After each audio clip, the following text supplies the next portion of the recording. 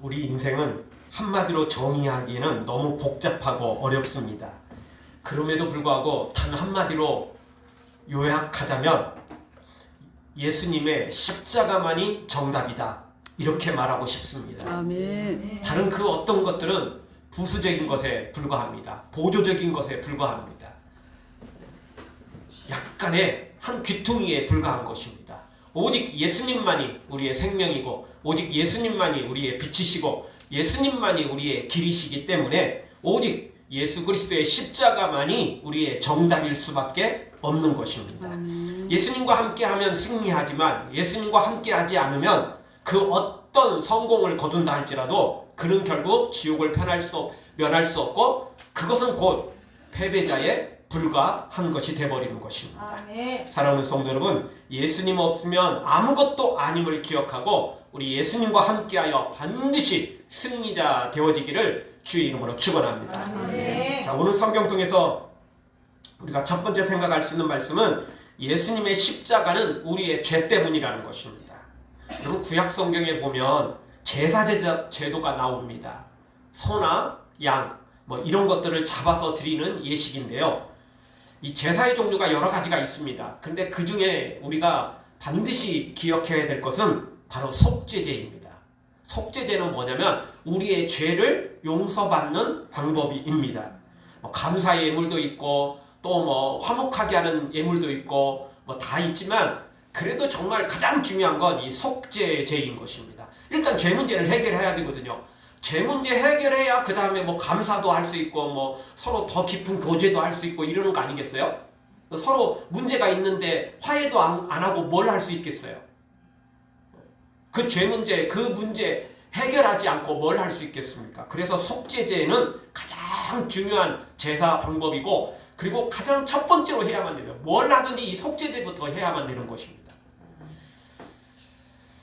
이 속죄제라는 것은 뭐냐면 누군가가 죄를 졌어요. 그러면 소나 양 뭐 이런 것들을 끌고 오는 겁니다. 그러면 이제 성전까지 끌고 오죠. 예, 집에서부터 끌고 오는 경우도 있고 거리가 너무 먼 사람들은 그냥 돈을 가지고 와서 예루살렘에서 그에 합당한 소나 양을 구입을 해서 제사를 드리는 건데요. 일단 소나 양을 끌고 와가지고 제사장을 만난 후에 소나 양의 머리 위에 손을 얹습니다. 그거 뭐냐면 나의 죄를 이 소에게, 이 양에게 전가시킨다라는 그런 의미가 있는 겁니다. 마치 우리 계약할 때 뭐 내가 뭐 예를 들어서 뭐 집을 파는데 전세가 껴 있다. 그러면 그걸 다른 사람한테 그대로 넘기는 거잖아요. 전세금까지 같이. 그 사람이 뭐 바로 나가고 그 집주인이 다음 사람이 들어오면 상관없지만 계속 전세를 산다면 그렇게 되는 거 아니겠어요? 그거하고 똑같은 거예요. 나의 죄를 양에게, 소에게 전가시키는 겁니다. 그게 이제 안수를 하는 거예요. 그러면 그걸 갖다가 제사장이 가서 잡는 겁니다. 그래서 똥이나 뭐 이런 더러운 것들은 버리고 그리고 이제 고기 종류로 해서 각을 이렇게 떠서 하나님 앞에 제사해서 드리는 겁니다. 대부분은 이제 그 불로 살라가지고 드리는 그런 제사 방법입니다. 이게 이제 그 속죄제의 방법입니다. 이게 안수하지 않으면 안 돼요. 그냥 양만 갖다가 드리고 소만 갖다 드린다고 되는 게 아니고 반드시 해야 될 게 뭐냐면 손을 얹어야 됩니다. 그래서 내 죄를 양에게 다 전가시킵니다. 소에게 다 전가시킵니다. 이 방법이 있는 거예요. 그래서 이 소가 죽고 양이 죽는 것은 내 대신 소가 죽고 양이 죽는 거예요. 근데 이게 없으면 안 되죠. 내 죄를 전가시키는 이게 없으면 아무 소용 없어요. 아무 소용 없는 거죠. 그리고 이것은 수시로 이루어지고 필요할 때마다 내가 죄질 때마다 그리고 그 문제를 해결할 때마다 이 제사는 언제든지 이루어집니다. 그런데 이게 사실 핵심인데도 불구하고 또 이게 효력을 발휘하려면 1년에 단 한 번 대속죄일이라고 있거든요. 그때 대제사장이 지성소까지 들어가는 겁니다. 자, 옛날에는 이게 성전이라면 여기에 이제 커튼이 쳐져 있었죠. 천막이 쳐져 있었습니다. 그게 예수님의 십자가 죽으심으로 이게 딱 갈라졌잖아요. 그래서 지금은 누구든지 제사장이 필요 없이 우리가 예수님 앞에 하나님 앞에 나아갈 수 있는 특권을 우리가 가지게 된 거거든요. 그러나 구약 시대는 여기가 천막으로 쳐져 있었던 겁니다. 근데 이게 안에는 지성소거든요. 여기는 성소고, 예, 여기는 지성소인데 이 지성소 안에 법궤가 들어있고, 근데 여기 안에는 아무나 들어올 수가 없었어요. 대제사장도 1년에 딱 한 번 들어올 수 있었어요. 제사장이라고 막 들어오면 죽어나갔습니다. 그리고 심지어 대제사장이라 할지라도 1년에 딱 한 번 들어오는데 죄 문제 해결하지 않고 들어오다가는 여기서 죽을 수 있었어요. 그래서 어떻게 했다고 그랬죠? 예, 허리에다가 줄을 묶었던 거예요. 줄을 묶었어요. 혹시 이 사람이 죽으면 밖에서 제사장이 끌어내야 되는 거예요. 왜 여기 못 들어오잖아요. 제사장도 못 들어와요. 대제사장이라 할지라도 1년에 딱 한 번 들어오는 거예요. 근데 이게 대속죄일이거든요. 이 대속죄일이 뭐냐면 이 대속죄일을 기점으로 해서 1년 동안 제사가 이루어질 때 그게 효력이 발생하는 거예요. 이 대속죄일에서 대제사장이 들어와가지고 이 문제를 해결하지 않으면 1년 동안에 행하는 모든 것들은 소용이 없는 거예요. 마치 우리가 카드 사용 기간이 끝나면 어떻게 되죠? 재발급받아야 되잖아요. 옛날 거 사용하면 되나요? 안 되는 거예요. 그러니까 이 대속죄일이 들어와가지고 이 문제를 죄 문제를 깨끗이 한 다음에 1년 동안 이걸 기점으로 이것을 기준으로 해서 1년 동안 모든 제사가 그게 적용받고 인정받는 거예요. 어쨌든 이 대속죄일에 대제사장이 양과 소를 잡은 피를 가지고 이 안으로 들어와서 하나님 앞에 계약을 맺고, 그러면 내가 1년 동안 밖에서 행하는 제사장들이 행하는 모든 제사를 내가 인정하겠다. 이렇게 이제 인정받는 날이 대속죄일인 것입니다. 그리고 이 대속죄일에 염소를 2마리를 취합니다. 그리고 한 마리는 여기서 이렇게 잡아가지고 이렇게 드리고 하나님께 영광을 돌리고, 그리고 또 한 마리 염소는 모든 죄를 또 그 염소에게 전가시킨 다음에 그 염소를 광야, 즉 사막에 그냥 놓아버립니다. 그러면 염소가 어떻게 되죠? 죽습니다. 사막에서는 절대 살 수 없습니다. 사막에서 살 수 있는 것은 특화된 것만 살 수 있는 것이지, 뭐 양이나 염소, 소 뭐 이런 것들은 아무것도 사막에서는 살 수 없습니다. 며칠 방황하다가 그냥 죽고 또는 낭떠러지에 떨어져 죽고 하여튼 그렇게 죽게 됩니다. 그래서 모든 죄를 그렇게 정가시키는 거, 그걸 특별히 아세살이라고 말합니다. 구약 성경에 아세살이라는 겁니다. 얘는 이제 방황하다가 이제 죽어 나가는 것입니다. 그래서 이런 왜 그렇게 했느냐 저한테 묻지 마십시오. 성경이 그냥 그랬으니까, 하나님이 그렇게 하라고 그러셨으니까 그렇게 한 겁니다. 그래서 이렇게 제사라고 그냥 무조건 뭐 제사 방법을 했으니까 인정받는 게 아니고, 이 대속죄일에 이게 기준이 돼서 1년 동안 이어지는 겁니다. 만약 대제사장이 이 대속죄일에 안 들어오면 끝, 아무것도 안 되는 거예요. 그런데 여기서 끝나는 게 아닙니다. 이 대제사장이 1년에 한 번 속죄하는 그것조차도 기준이 따로 있습니다. 이것이 인정받기 위해서 정말 가장 중요한 게 있는데, 바로 그게 2000년 전에 오신 예수 그리스도의 십자가 사건이라는 것입니다. 아멘. 사실 많은 기독교인들이 그냥 뭐 우리가 그냥 지금 이렇게 예배하고 기도하고 십자가 붙들면 된다 이렇게 생각되지만, 그 말이 맞긴 맞지만 근본적으로 따지면 오늘 제가 설명드린 것들입니다. 여러분, 우리가 카드를 사용할 때 직불 카드는요, 내 통장에 돈이 들어있으면 곧바로 사용이 가능합니다. 근데 신용카드는 어떻게 되죠? 선결제 후 지불입니다. 그러니까 직불 카드는 내 통장에 돈이 없으면 사용을 못해요. 부족해도 사용 못해요. 근데 신용카드는 일단 선결제, 그리고 후 지불, 한 달 후에 지불하는 거죠. 뭐 한 달이 꼭 안 될 수도 있고, 뭐 기간에 이제 따라서 조금씩 차이가 있는 거죠. 어쨌든 선결제 후 지불입니다. 즉 구약의 모든 대제사장의 대속죄일도, 그리고 평소에 행하는 제사도, 모든 것도 다 결국은 예수 그리스도의 십자가 때문에 다 인정받게 되는 것이라는 겁니다. 만약 예수님의 십자가가 없었으면 구약의 제사법도 아무 소용없는 겁니다. 그래서 예수님을 진짜 대제사장이라고 히브리서 말씀에 분명히 소개하고 있는 것입니다. 예수님의 그 십자가가 없으면 구약의 제사법도 아무 의미 없는 거예요.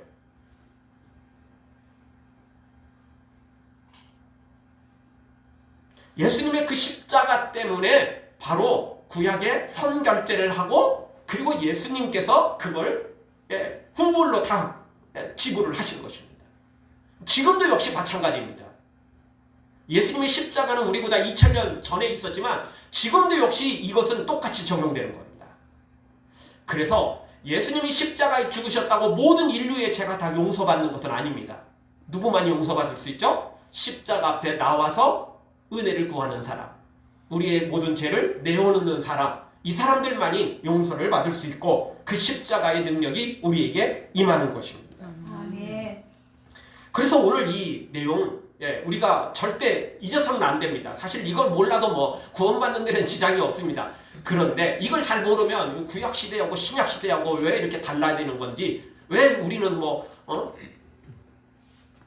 왜 구약을 안 지키고 이런 제사법을 안 지키고 지금 왜 이렇게 예배를 하는 건지, 또는 안식일 안 지키고 왜 지금은 주일을 지키는 건지, 이런 것들을 잘 모르게 됩니다.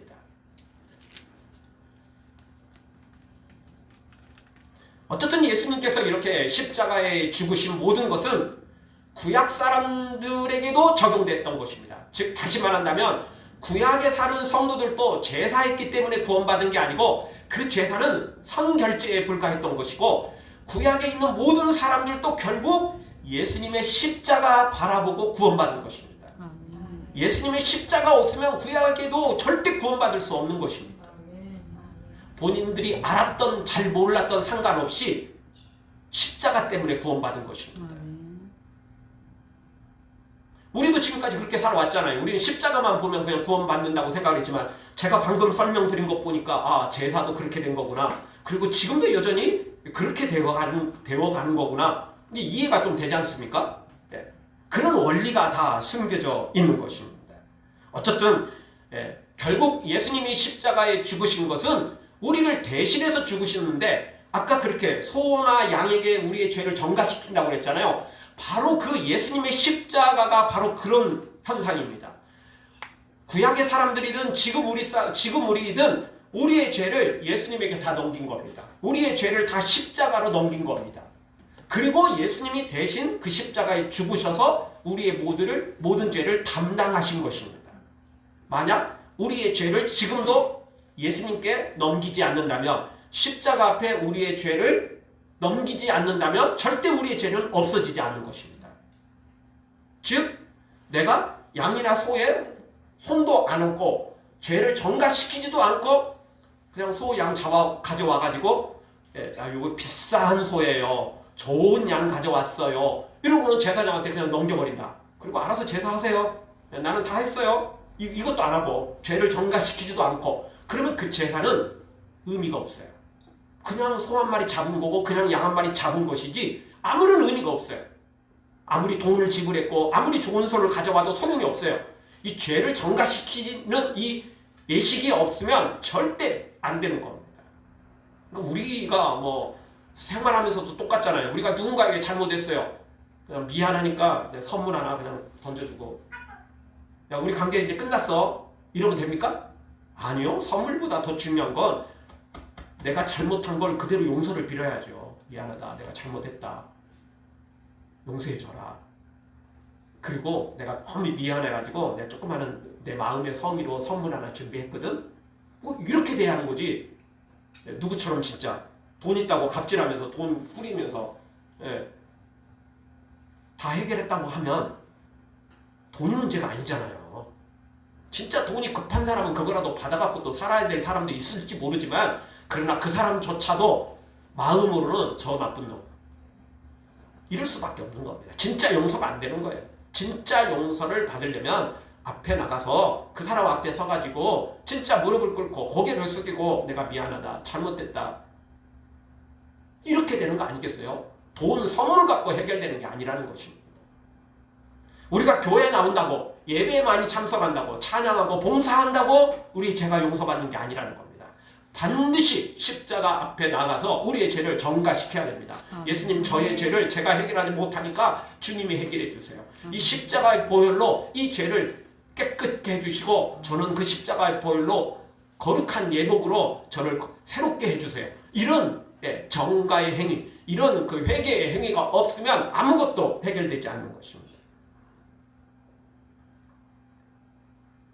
그래서 2000년 전에 이루어지지만 지금도 여전히 그 십자가 사건은 계속되고 있는 것입니다.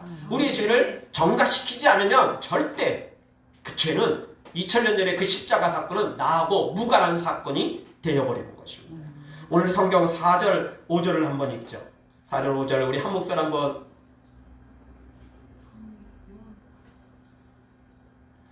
다음 4절 5절 같이 한번 읽겠습니다. 그런 실로 우리의 질고를 지고 우리의 슬픔을 당하였거늘 우리는 생각하기를 그런 징벌을 받아 하나님께 맞으며 고난을 당한다 하였노라. 그가 찔림은 우리의 허물 때문이요 그가 상함은 우리의 죄악 때문이라. 아멘. 사람들은 예수님의 십자가 사건을 우습게 여깁니다. 뭐 알아서 죽은 거겠지, 뭐 잘못했겠지, 뭐 그러니까 사형당한 거 아니야? 뭐 이렇게 여깁니다. 딱 이 내용이 맞습니다. 그러나 분명한 건 뭐냐면 예수님이 찔린 것은 우리 허물 때문이라는 겁니다. 예수님이 상한 것은 우리의 죄악 때문이라는 것입니다. 이걸 믿고 그리고 그 죄를 고백할 때 우리의 죄가 용서받는 것입니다. 예수님이 1000번 죽어도 십자가에 죽으신 걸 그게 사실이라고 할지라도 내 죄를 정가시키지 않으면, 내 죄를 주님 앞에 맡겨드리지 않으면 아무 소용없는 것입니다. 그래서 우리는 지금도 여전히 십자가 앞에 나가는 거고 예수님 앞에 나아가는 것입니다. 이게 없으면 아무것도 소용없는 것입니다. 그래서 예수님께서 십자가에서 단 한 번으로 예수님의 몸을 들이심으로 이 모든 제사를 완성해버린 것입니다. 그래서 이제 더 이상 제사가 필요 없는 거예요. 예수님의 십자가 사건 때문에 그런 거지, 단지 그냥 이제는 구약시대가 아니고 신약시대니까 이제는 그런 복잡한 제사는 필요 없다, 이게 아니고 예수님께서 예수님의 몸을 들여서 완전히 완성해버렸기 때문에 더 이상 이제 제사가 필요 없는 거예요. 그래서 지금은 예배로 바뀐 거죠. 그래서 안식일에서 주일날, 주일은 이제 예수님이 이날 부활하신 날이잖아요. 주일날. 다음 부활주일이 바로 주일날 부활하신 거고, 그리고 또 이 주일날에 성령님이 강림하신 날이고, 아멘. 그래서 우리는 이제 주일을 지키는 겁니다. 그래서 사도행전에 보면 안식 후 첫날 예배하는 내용들이 안식 후 첫날 모였다, 안식 후 첫날 주의 제자들이 모였다, 이런 내용들이 계속 여러 번 나오는 걸, 그걸 가지고 우리가 주일을 지키게 되는 것입니다.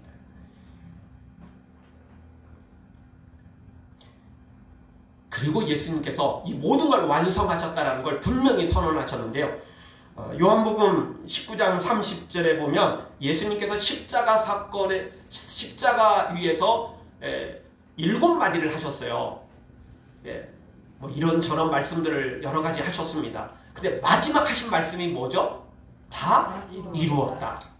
다 이루었다. 이 말씀을 하시고 운명하셨다라고 성경은 말하고 있죠. 이 십자가산의 7원, 마지막 7번째 말씀이 다 이루었다라는 겁니다. 이 십자가의 구원을, 구약의 모든 사람들도 이 제사, 대속제일, 이것도 다 이루셨고, 그리고 2000년 후에 살아가는 우리에게도 이 십자가 사건이 적용되기 때문에 그래서 다 이루었다라고 말씀하시는 것입니다.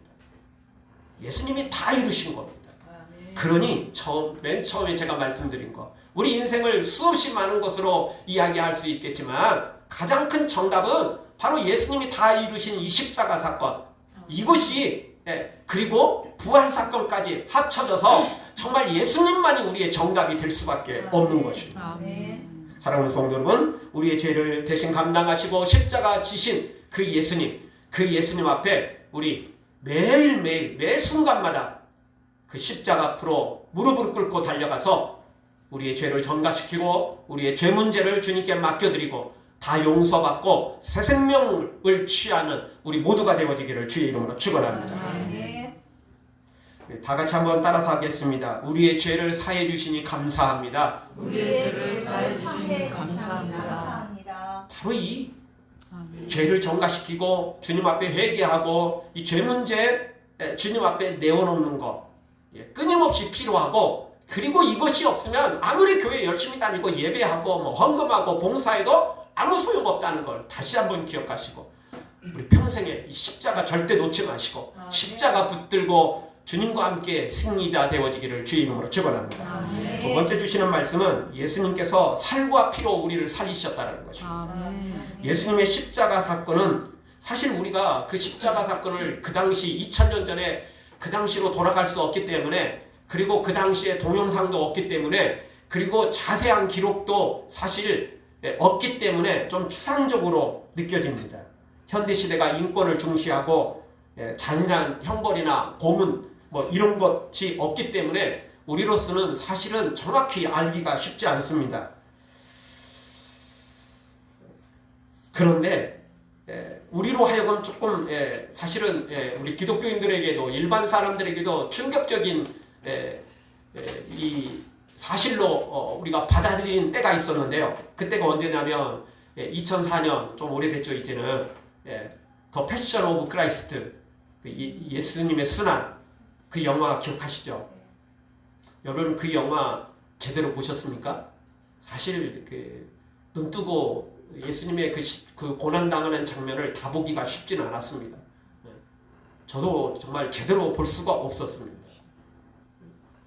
우리가 믿는 예수님이 그런 처절한 고난을 그리고 멸시를 당하신 거, 그거 우리가 눈 뜨고 보기가 어려웠죠.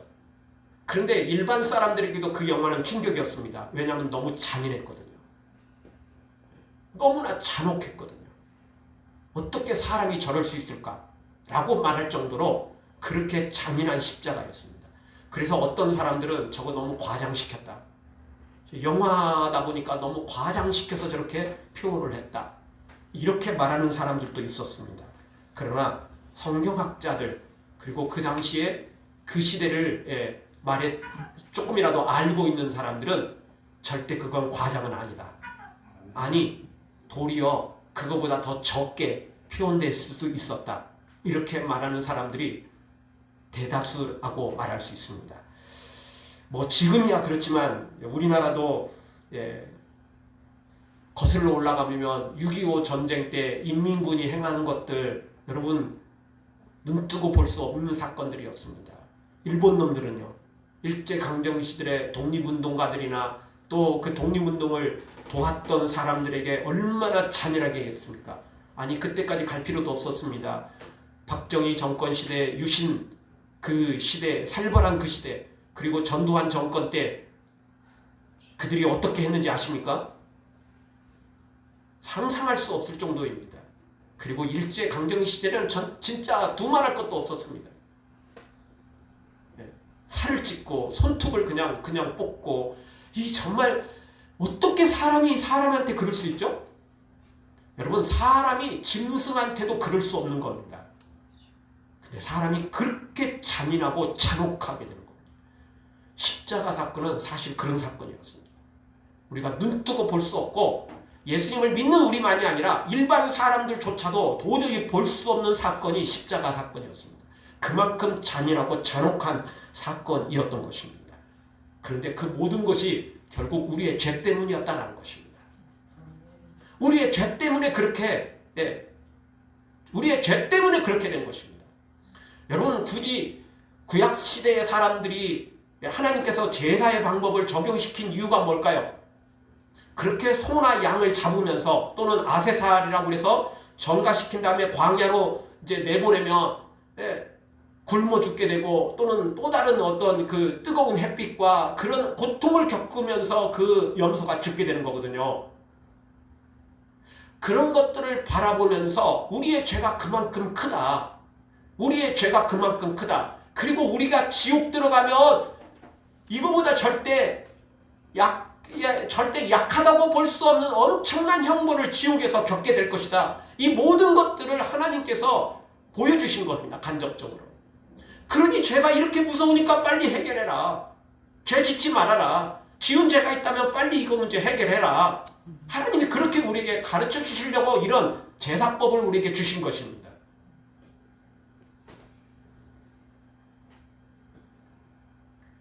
우리의 죄가 그만큼 크고 우리가 지옥에 떨어져서 당할 심판이 그렇게 크기 때문에 그렇게 예수님께서 십자가에 잔인하고 잔혹한 그 십자가를 지신 것입니다.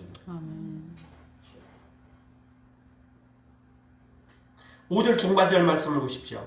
5절 중반절 우리 한 목소리로 다 같이 보겠습니다. 그가 징계를 받음으로 우리는 평화를 누리고 그가 채찍에 맞음으로 우리는 나음을 받았도다. 아멘. 예수님이 징계를 받으셨기 때문에 우리가 평화를 누리게 된다는 것입니다. 예수님이 채찍에 맞으심으로 우리가 나음을 입었다라는 것입니다. 대신 그 나음을 입기 위해 예수님은 살과 피를 다 내놓으셨어야만 됐던 것입니다. 그 채찍에는요, 끝에 갈고리가 있어서 쇠고리가 있었습니다. 살점을 그냥 팍팍 그냥 드러내는 것이었습니다. 그런 채찍에 맞았기 때문에, 그리고 밤새도록 신문을 당했기 때문에 철야 신문을 당했잖아요. 잠 한숨도 못 주무셨거든요. 그리고 그런 채찍에 맞았기 때문에 예수님이 이미 십자가를 끌고 가기 전에 이미 초죽음 사태가 됐던 것입니다. 그래서 예수님께서 그 십자가를 지고 가지 못했기 때문에 구레네 시몬에게 대신 십자가를 지우게 했던 것입니다. 웬만하면요, 로마 군병도 대신 그렇게 지우지 않거든요. 그런데 예수님께서 십자가를 지시기 전에 먼저 죽어버릴까봐, 그래서 구레네 시몬에게 이걸 다 전가를 시켰던 겁니다. 대신 지고 가라. 그렇게 했던 것입니다. 그들이 그렇게 무슨 죄수를 생각해서, 예수님을 생각해서 그럴 줄 아십니까? 아니에요. 그 전에 죽을까봐 그렇게 했던 것입니다. 이 모든 고난을 우리 예수님이 대신 감당하셨는데, 그냥 이 땅에 오셔서 그냥 십자가만 지시면 될 것 같은데 그게 아니고, 그 전부터 이렇게 우리가 몸으로 지은 죄가 얼마나 무서운지를 가르쳐주기 위해서 그렇게 예수님의 살을 내오르신 것이고, 그리고 십자가에서 마지막 진짜 피 한 방울 물 한 방울 남기지 않고, 그래서 그렇게 죽으신 것입니다. 그 십자가를 생각할 때마다, 그리고 그 영화를 생각할 때마다 우리의 죄가 그렇게 크다는 걸 알아야 됩니다. 그걸 내가 당해야 되는 거거든요. 지금 안 당하면 지옥에 가서 그렇게 당해야 된다고요. 그걸 예수님이 대신 담당한 겁니다. 그냥 네 죄 없애줄게, 다 용서해줄게, 이런 거 없습니다. 하나님의 법칙 중에 가장 중요한 법칙이 뭐였다고 그랬죠? 행한 대로, 심은 대로입니다. 그럼 우리가 죄 졌는데 그냥 하나님이 알아서, 하나님이 신이니까 야, 네 죄 없애줄게, 그냥 용서해줄게, 그냥 땡이야, 지금부터 아무것도 없어, 이렇게 되는 게 아니라니까요.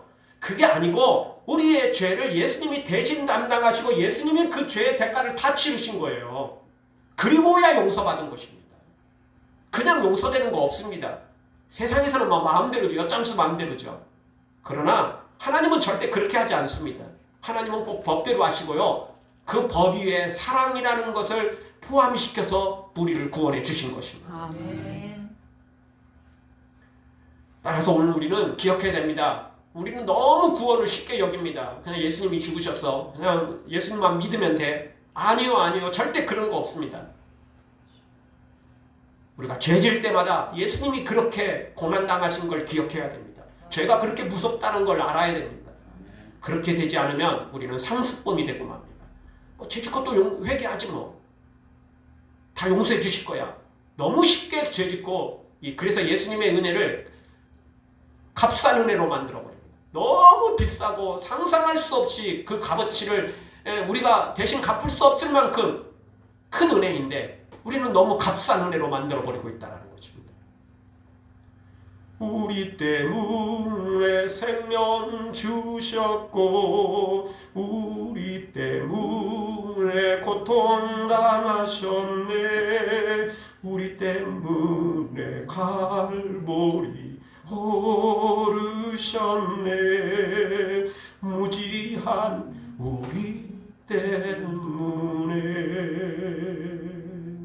우리 때문에 십자가 지신 것입니다. 우리 때문에 채찍에 맞으셨고, 우리 때문에 피 한 방울 물 한 방울 남기지 않고 다 죽으신 것입니다.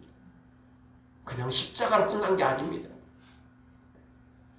우리 기억해야 됩니다. 우리의 죄를 너무 우습게 쉽게 생각해서는 안 됩니다. 그냥 회개만 하면 다 용서받는다? 절대 그런 게 아닙니다.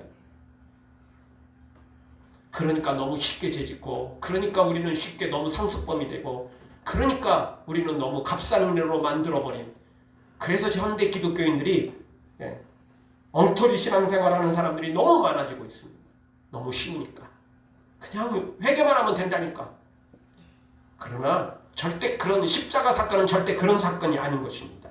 우리 모두 우리를 위해 상상할 수 없는 모진 고문과 형벌을 당하시고 십자가를 지신 예수님, 그 예수님 생각하며 감사하며, 그리고 이제는 더 이상 우리의 죄를 우리의 몸으로 죄를 짓지 아니하고 오직 예수님의 뜻을 이루는 하나님의 사람들로 세워지기를 주의 이름으로 축원합니다. 마지막 세 번째로 생각할 수 있는 말씀은 우리는 각기 제 길로 갔지만 하나님의 사랑이 우리를 구원했다라는 것입니다. 아멘. 정말 여기서 놀라운 건 우리가 먼저 하나님을 찾은 게 아니라는 겁니다. 하나님 우리 지옥에 떨어지게 생겼어요. 하나님 우리 죽게 생겼어요. 제발 우리 좀 도와주세요. 우리가 먼저 하나님을 찾은 게 아니라는 것입니다. 제발 우리 죄 문제 해결할 수 없으니까 예수님 제발 이 땅에 오셔서 우리를 구원해 주세요. 이렇게 먼저 요청한 적이 한 번도 없다라는 것입니다. 우리는 지옥이 있는지도 몰랐고 우리는 그냥 잘 먹고 잘 살고 그냥 이게 다인 줄 알았어요. 마치 불나방이 죽을 줄도 모르고 불 속으로 향하여 달려드는 것처럼, 도리어 그냥 불만 만나면 막 정신 못 차리고 막 더 달려드는 것처럼 우리가 지옥으로 향하는 것인지도 모르고 그냥 그렇게 달려드는 우리였다라는 것입니다. 하나님이 먼저 우리를 찾아오셨고 우리를 사랑하셨다는 겁니다. 그리고 그것도 그냥 아무 대가 없이 내가 이제 용서해 줄게 그렇게 한 게 아니고, 이미 말씀드렸던 것처럼 예수님이 우리의 죄를 대신해서 살이 찢기시고, 그리고 물 한 방울 피 한 방울 남기지 않고 다 감당하신 다음에 이 문제가 해결됐다는 것입니다. 우습게 해결된 게 아니에요. 쉽게 해결된 게 아니에요. 오죽했으면 예수님께서도 겟세마네 동산에서 이 십자가가 지나가기를 원합니다. 그렇게 기도하셨을까요? 오죽 힘들었으면. 예수님도 그걸 아셨기 때문에 그 기도를 하신 것입니다. 예수님 모르신 게 아니에요. 십자가 지러 오신 예수님조차도 이게 너무 십자가가 너무 힘드니까, 너무 잔혹하고 너무 잔인하고 너무 고통스러우니까 예수님마저도 그 십자가가 지나가기를 원했던 거예요. 그러나 그 고통보다 우리를 사랑하는 게 더 컸기 때문에 예수님도 그 일을 능히 감당하셨던 겁니다. 그리고 하나님도 그걸 허용하셨는데, 허용하시면서도 하나님도 그걸 다 눈뜨고 볼 수가 없었던 거예요. 그래서 여러분, 예수님께서 아침 9시에 십자가를 지시거든요. 근데 12시에 무슨 일이 벌어졌죠? 해가 어두워졌습니다. 지금으로 말하면 일식이 생긴 거죠. 완전히 깜깜해요. 부분 일식이 아니었어요. 완전 깜깜해졌어요. 그래서 오후 3시까지 예수님이 십자가에 달리신 시간은 6시간입니다. 앞부분의 3시간은 이제 그나마 좀 괜찮았는데 뒷부분의 3시간은 도저히 감당할 수 없는 사건이었습니다. 그래서 해가 어두워졌다. 하나님도 눈 뜨고 볼 수 없었던 거예요. 그래서 해가 어두워졌다라고 성경은 표현하고 있는 것입니다. 도저히 볼 수 없을 만큼 그렇게 고통스러운 시간이 십자가의 사건이었습니다. 우리도 그 사건을 잊어서는 안 됩니다. 다시 말씀드리지만 값싼 은혜로 만들면 안 됩니다. 십자가를 값싼 십자가로 만들면 안 됩니다. 그저 그냥 목걸이용으로, 믿는 사람들은 그나마 이것도 기념이 되겠지만 믿지도 않으면서도 그냥 이게 장식용으로 살아가는 이런 십자가가 절대 아니라는 것입니다. 한 농부와 아들이 추수 때가 다가오자 밀밭으로 갔답니다. 그 물결치는 황금 곡식을 바라보면서 이제 이 농부로서 초보자인 아들이 아버지한테 그렇게 이야기를 했답니다. 아버지 보세요. 밀이삭이 아주 자랑스럽게 고개를 쳐들고 있는 이 애들이 있습니다. 아마 얘들은 정말 아주 아주 튼튼하고 아주 곡식도 잘 익을 것 같습니다. 반대로 저 고개 숙인 저놈, 좀 비실비실해가지고 저거 열매가 제대로 맺혔는지 잘 모르겠어요. 이렇게 이야기를 했답니다. 아버지는 직접 그것을 꺾어가지고 고개 뻣뻣이 세운 놈하고 숙인 놈하고 그거를 이 열매를 까서 보여줬더니 완전히 상황이 달랐던 것입니다. 자기 잘난 멋에 사는 사람도 지금도 수없이 많습니다. 사람들이 보기에는 그런 사람들이 성공한 사람들이고 그런 사람들이 정말 영웅 같고 그런 사람들이 뭐 대단한 것처럼 보입니다. 그러나 실상 그런 것들은 열매가 없습니다. 열매를 맺은 곡식은 고개를 숙일 수밖에 없습니다. 비실비실해서 숙인 게 아니고 열매가 너무 무거워서 숙인 것입니다. 하나님 앞에 십자가 앞에 엎드리는 사람은 살 수 있고 열매 맺을 수 있습니다. 아멘. 자기 잘난 것에 고개 뻣뻣이 세우고 하나님이 어디 있어? 내가 신이야? 하나님을 믿으니 내 주먹을 믿고 내 돈을 믿고 내 권력을 믿지. 이렇게 말하는 사람들은 결국은 열매 없이 지옥에 떨어지게 될 것입니다. 그러나 지금 고개 숙여야 되고 비실비실한 것처럼 보이고 발 볼 일 없어 보이는 것 같지만 우리 십자가 앞에 나가는 사람은 큰 열매를 맺어 천국에 입성하게 될 것이고 상상할 수 없는 상급을 받아 누리게 될 것입니다. 아멘. 자기 잘난 맛에 살지 말고 우리 매일매일 매 순간마다 십자가 앞에 나아가 무릎을 꿇고 그리고 주의 은혜를 구하며 믿음으로 살아 영육간의 승리자 되어지기를 주의 이름으로 축원합니다. 아멘.